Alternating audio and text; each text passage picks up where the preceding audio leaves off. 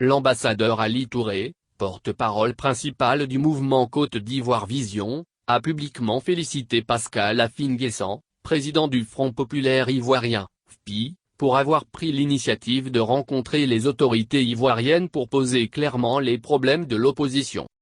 Même s'il juge que l'initiative est venue un peu tard, il la trouve tout de même salutaire. Je félicite le président Affi-N'Guessan. Même si son initiative arrive un peu en retard, a-t-il soutenu.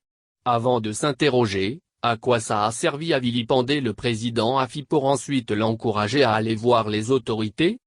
Il a appelé la classe politique à être conséquente avec elle-même, il faut qu'on soit conséquent avec nous-mêmes. On ne peut pas dire qu'on ne reconnaît pas l'autorité et dans le même temps, on va voir cette même autorité pour parler de Babo.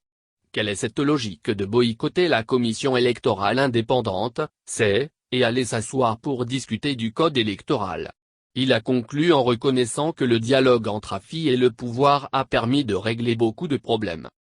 Dans son propos, ce Ali Touré, expliquant le changement de dénomination de son mouvement, a indiqué que Convergence 2020, ancienne dénomination, s'est inscrite dans une plus grande logique de vulgarisation et d'appropriation de la notion d'émergence.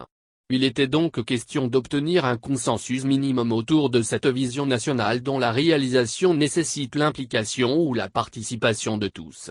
Notre action vise donc en premier chef à éviter la résurgence des conflits à travers l'engagement de tous les enfants de ce pays à reconnaître notre communauté de destin et à réaffirmer notre ferme volonté à vivre ensemble, a-t-il fait savoir.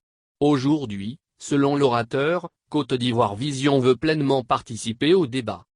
À ceux qui auraient des ambitions de prise de pouvoir par des moyens non démocratiques, l'ambassadeur a tenu un discours clair: aucun schéma ne peut fonctionner en dehors des élections. Que l'opposition s'apprête donc à aller aux élections.